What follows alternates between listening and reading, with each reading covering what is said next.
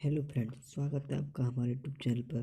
तो फ्रेंड्स, अब तक मैंने तीन तीन टॉपिक एक टॉपिक की तीन मतलब जो टॉपिक मैंने कराया पिछला वाला, उस टॉपिक की तीन वीडियो प्रैक्टिस सेट करा दी मैंने। ठीक है, तीन प्रैक्टिस सेट करा दी मैंने। ठीक है, प्रीवियस ईयर के क्वेश्चन। ठीक है, जितने भी मोस्ट इम्पोर्टेंट जो प्रीवियस ईयर के क्वेश्चन थे वो मैंने करा दिए यहाँ पर। ठीक है, और ये वाली वीडियो किसे मानव नेत्र एवं रंगहीन संसार मतलब जिसमें मानव नेत्र से मोस्ट इम्पोर्टेंट क्वेश्चन है ये वाले। ठीक है, तो मैं स्टार्ट करने जा रहा हूँ। टॉपिक वाइज प्रैक्टिस सेट चल रही है यहाँ पर। ठीक है, मतलब जितने 62 क्वेश्चन करा दिए मैंने इसमें। ठीक है, तीन वीडियो में 62 क्वेश्चन करा दिए मैंने। ठीक है, और उनकी जो लिंक है इस वीडियो में डाल दूंगा। ठीक है, देख लेना आराम से।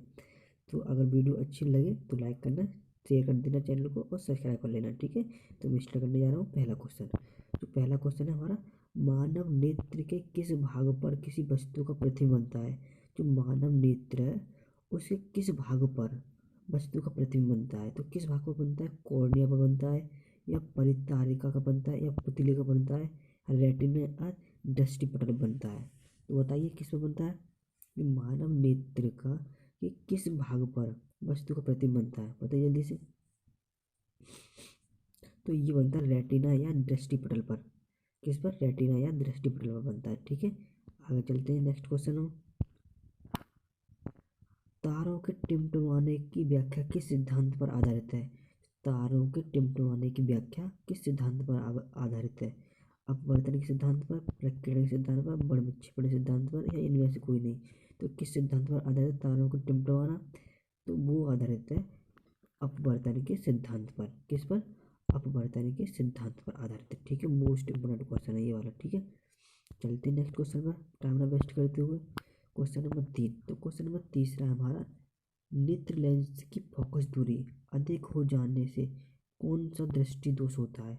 जो नेत्र लेंस की फोकस दूरी अधिक हो जाए, हमें कौन सा दृष्टि दोष है। फोकस दूरी मतलब अधिक हो जाए, तो बताइए। अगर नेत्र लेंस की फोकस दूरी अधिक हो जाए तो कौन सा कौन सा दृष्टि दोष हो जाएगा हमारे हमारी आंखों में। कौन सा हो जाएगा, तो इसका जो राइट आंसर हो जाएगा, क्या होगा इसका राइट आंसर, दूरदृष्टि दोष। ठीक है, क्या हो जाएगा, दूरदृष्टि दोष हो जाएगा। ठीक है, मोस्ट इम्पोर्टेंट क्वेश्चन, दूरदृष्टि दोष। नेत्र लेंस की फोकस दूरी अधिक हो जाने पर हमारे कौन सा दोष हो जाता है, दूरदृष्टि दोष। ठीक है, फोकस दूरी अधिक होगी तब दूरदृष्टि दोष होगा। ठीक है, आगे चलते हैं नेक्स्ट क्वेश्चन में। क्वेश्चन नंबर चौथा, हाँ, नेत्र में किस वस्तु का प्रतिबिंब होता है। मतलब वस्तु का प्रतिबिंब कैसा बनता है नेत्र लेंस में, कैसा बनता है, काल्पनिक, सीधा या छोटा, इमेजिनरी, या सीधा बनता है या छोटा बनता है, स्मॉल बनता है। दूसरा ऑप्शन है काल्पनिक, उल्टा या बड़ा बनता है। तीसरा ऑप्शन है वास्तविक, उल्टा या छोटा, वास्तविक, उल्टा या बड़ा। तो इसका जो राइट आंसर होगा बताइए जल्दी से कौन सा होगा। तो इसका जो राइट आंसर होगा, जो वस्तु का जो प्रतिबिंब जो बनता है नेत्र में, वो वास्तविक तो होता है, रियल होता है, लेकिन वो कैसा होता है, उल्टा होता है और छोटा होता है ना, होता। ठीक है, तो इसका राइट आंसर हो जाएगा सी ऑप्शन। चलते हैं क्वेश्चन नंबर 5वें नंबर पर। क्वेश्चन नंबर 5वां, जो नेत्र निकट स्थित वस्तुओं को स्पष्ट नहीं देख सकता। जो नेत्र पास की वस्तुओं को स्पष्ट नहीं देख सकता, तो उसका जो कौन सा दोष होगा। जो पास की वस्तु को स्पष्ट नहीं देख सकता, तो कौन सा दोष होगा, दूरदृष्टि दोष होगा, या फिर निकट दृष्टि दोष होगा, या जरा दृष्टि दोष होगा, या वर्णांधता होगी। तो इसका जो राइट आंसर होगा वो होगा निकट दृष्टि दोष। क्योंकि हमें पास की वस्तु स्पष्ट दिखाई नहीं दे रही, हमें दूर की वस्तु स्पष्ट दिखाई देती है, इसलिए निकट दृष्टि दोष होगा इसका राइट आंसर। ठीक है, आगे चलते हैं अगले क्वेश्चन, क्वेश्चन नंबर 6वें नंबर पर। तो मैं हर वीडियो में 25-25 क्वेश्चन कराऊंगा। ठीक है, हाँ, इस वाले टॉपिक में क्या हुआ बताइए जल्दी। इसका जो पिछले क्वेश्चन में करा दिया था। क्वेश्चन नंबर 6, श्वेत प्रकाश की किरण जब किसी प्रिज्म से होकर गुजरती है। तो श्वेत प्रकाश की किरण है जब प्रिज्म से होकर गुजरती है, तब जो रंग सबसे अधिक विचलित होता है वो कौन सा रंग है। जो श्वेत प्रकाश की किरण जब प्रिज्म से होकर गुजरती है, ऐसा होता है प्रिज्म, जब श्वेत प्रकाश की किरण जब इस प्रिज्म से होकर गुजरती है जैसे, तो ये इस तरह से मतलब 7 रंगों में डिवाइड हो जाती है, ठीक है, 7 रंगों में डिवाइड हो जाती है, ठीक है। तो सबसे अधिक विचलित कौन सा रंग होता है? तो कौन सा रंग होता है? तो सबसे अधिक विचलित होता है बैगनी रंग। कौन सा? बैगनी रंग सबसे अधिक विचलित होता है, ठीक है। चलते हैं नेक्स्ट क्वेश्चन पर। अगर पूछे सबसे कम विचलित होने वाला रंग कौन सा? रेड रंग, ठीक है। सबसे कम विचलित होता है लाल रंग, ठीक है। आगे चलते हैं नेक्स्ट क्वेश्चन पे हम। क्वेश्चन नंबर 7वां हमारा, अपने लेंस की फोकस दूरी को बदलकर दूर या निकट वस्तु को साफ साफ देखने से आंखों में कौन सा गुण को कहते हैं? उस गुण को क्या कहते हैं? जो अपने लेंस की फोकस दूरी को बदलना या उसे दूर करना, ठीक है। फोकस दूरी को बदलना या दूर करना, निकट की वस्तु को साफ साफ देखने से, निकट की वस्तु को साफ देखने के लिए हमें किस लेंस का उपयोग करना चाहिए? हमें हमें करना चाहिए निकट। उसमें क्या होता है? निकट दृश्यता होती है। इसमें क्या होती है? निकट दृश्यता। तो निकट की वस्तु को साफ देखना चाहिए, ठीक है। तो क्या हुआ? निकट दृश्यता बोलेंगे उसे, ठीक है। आगे चलते क्वेश्चन में। क्वेश्चन नंबर 8वां, जरा दृष्टि दूरदर्शिता से पीड़ित व्यक्ति का उपचार किस प्रकार के लेंस से किया जाता है? जरा दूर दृश्यता से पीड़ित व्यक्ति को कौन सा लेंस उपयोग किया जाता है? बताइए। अवतल लेंस या बाइफोकल लेंस या अपसारी या अभिसारी, कौन सा लेंस उपयोग किया जाता है? तो उसकी जरा दूरदर्शिता से पीड़ित व्यक्ति के लिए हमें बाइफोकल लेंस का उपयोग करना होता है, जिसे द्विफोकस लेंस बोलते हैं। क्या बोलते हैं? द्विफोकस लेंस जो बोलते हैं हम उसे, ठीक है। द्विफोकस लेंस जो होता है उसे ही बोलते हैं, ठीक है। बाइफोकल लेंस बोलते हैं, ठीक है। चलते हैं नेक्स्ट क्वेश्चन पे हम। क्वेश्चन नंबर 9 पर। क्वेश्चन नंबर, एक स्वस्थ मानव नेत्र के लिए निकट और दूर बिंदु क्रमशः कितने होते हैं? एक स्वस्थ मानव नेत्र के लिए 0 से 25 मीटर, 0 से इन्फिनिट, 25 से 250 सेंटीमीटर या 25 से इन्फिनिट। तो इसका जो राइट आंसर होगा स्वस्थ मनुष्य के लिए, तो स्वस्थ मनुष्य के लिए 25 सेंटीमीटर से इन्फिनिट तक दूर बिंदु तक देख सकता है, ठीक है। आगे चलते हैं क्वेश्चन नंबर 10वें नंबर पर। क्वेश्चन नंबर 10वां, विभिन्न दूरियों पर वस्तुओं के प्रतिबिंब को फोकस करने के लिए आंख के लेंस की फोकस दूरी परिवर्तित होती है। जो आंख के लेंस की फोकस दूरी परिवर्तित होती है, बताइए जल्दी से। जो विभिन्न दूरियों की वस्तुओं को प्रतिबिंब करने के लिए जो फोकस दूरी कैसी होती है? परिवर्तित होती है। पुतली पर, रेटिना पर, सिलियरी पेशियों पर, आयरिस पर, किस पर होती है? बताइए जल्दी से। इसका जो राइट आंसर होगा क्या होगा? इसका राइट आंसर वो होगा सिलियरी पेशियों द्वारा। किसके द्वारा? सिलियरी पेशियों द्वारा उसका राइट आंसर, ठीक है। चलते हैं नेक्स्ट क्वेश्चन पर हम। क्वेश्चन नंबर 11वां। तो क्वेश्चन नंबर 11वां आता है, जो नेत्र दूर स्थित वस्तु को स्पष्ट नहीं देख सकता, जो नेत्र दूर की वस्तुओं को स्पष्ट नहीं देख सकता, उसकी आंखों में कौन सा दोष होता है? उस व्यक्ति की आंखों में कौन सा दोष होता है उस नेत्र में? तो क्या दूरदृष्टि दोष होता है, या निकट दृष्टि होता है, या जरा दृष्टि दोष होता है, या वर्णांधता होती है? तो बताइए इसका जो राइट आंसर होगा क्या होगा? इसका जो राइट आंसर होगा दूरदृष्टि दोष, ठीक है। क्या होगा? दूरदृष्टि दोष। चलते हैं आगे क्वेश्चन पर। Question number 12वां।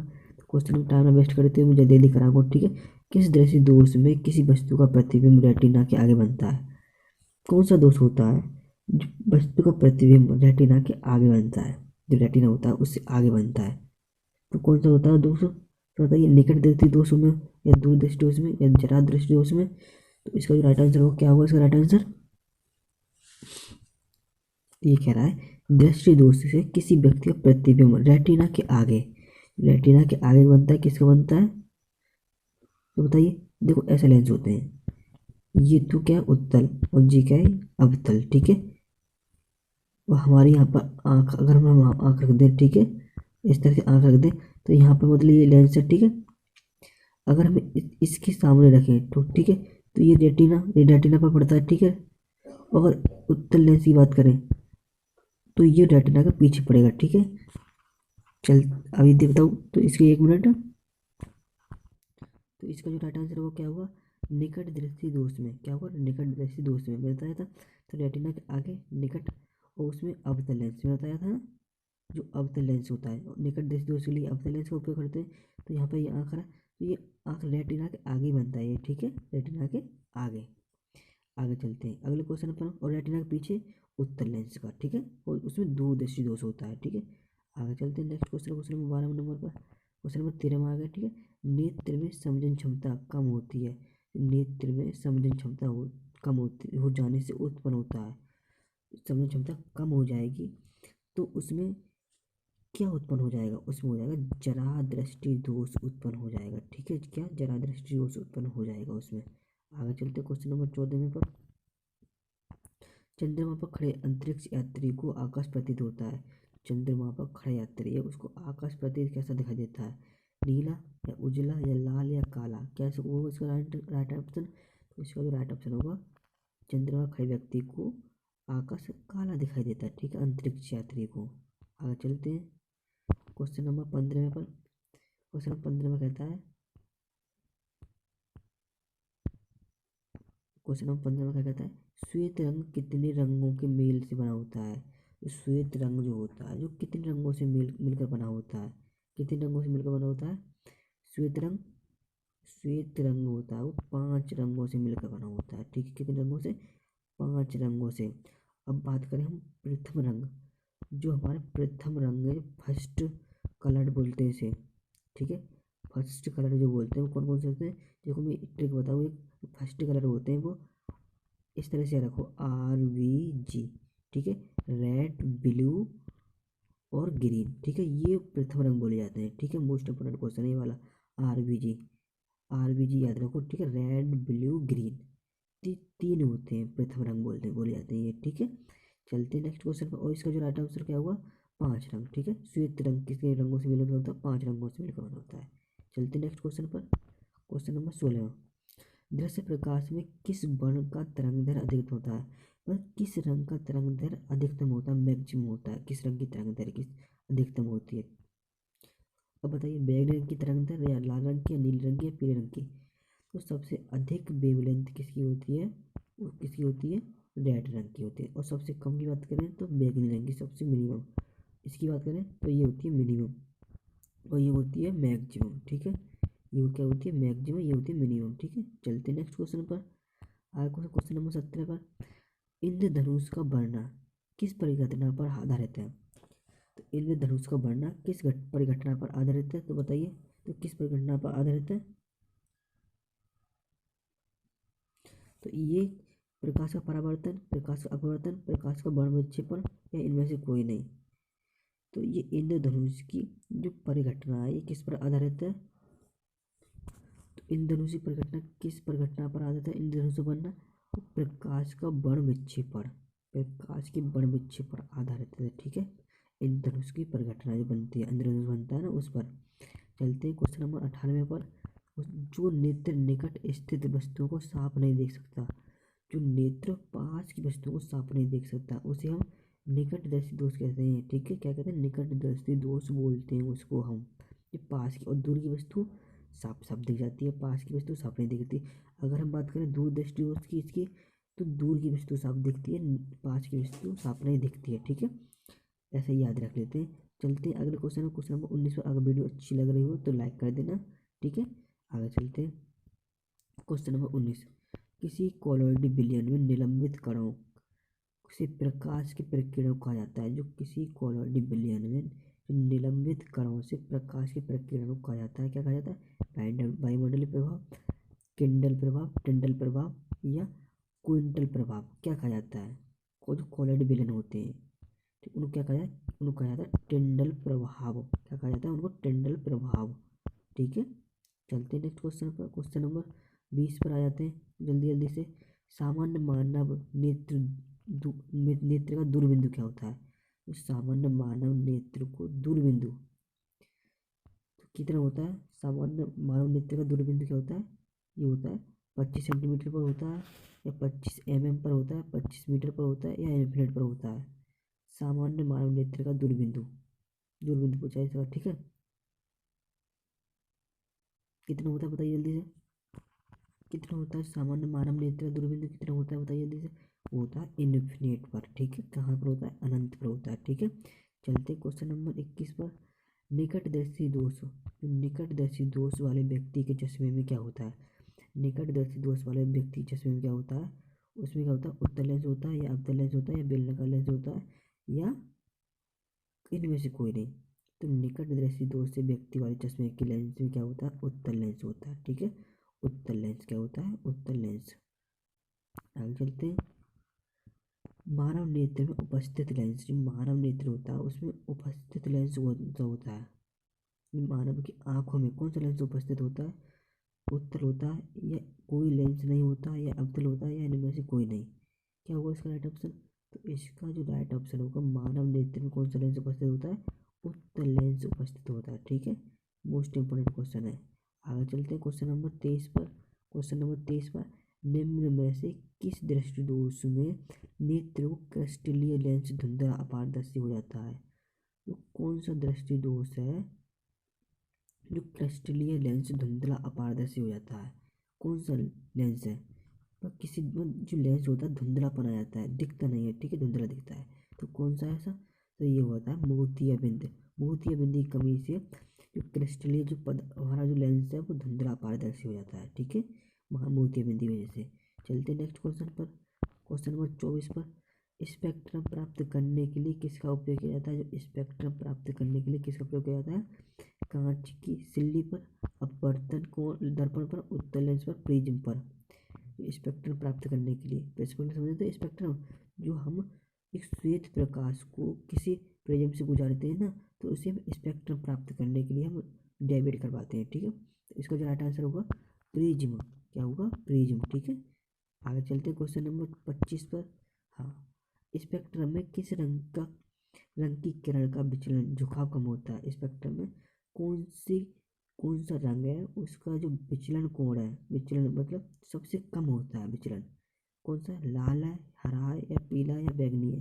तो इसका आंसर आप हमें कमेंट बॉक्स में देना। ठीक है, इसमें देना, कमेंट बॉक्स में देना। ठीक है, इसका राइट ऑप्शन, और बताना कि वीडियो कैसी लगी। ठीक है, और हाँ, एक लाइक करे बगैर मत जाना। ठीक है, लाइक जरूर करना वीडियो को, और शेयर भी कर देना, और चैनल को सब्सक्राइब कर लेना। ठीक है, इससे जो अगली वाली वीडियो में जल्दी लेके आकर आऊँगा। ठीक है, इसी टॉपिक से जितने भी क्वेश्चन बनेंगे सभी क्वेश्चन यहाँ पे इंक्लूड करूँगा। ठीक है, जैसे कि फर्स्ट टॉपिक के मैंने 3 वीडियो बनाई थी। ठीक है, इस टॉपिक की जितने भी क्वेश्चन होंगे मैं सारे टॉपिक वाइज क्वेश्चन कराऊंगा। ठीक है, अगर वीडियो अच्छी लगी तो लाइक करना, शेयर करना और चैनल को सब्सक्राइब कर देना। तो आज के लिए इतना ही, थैंक यू।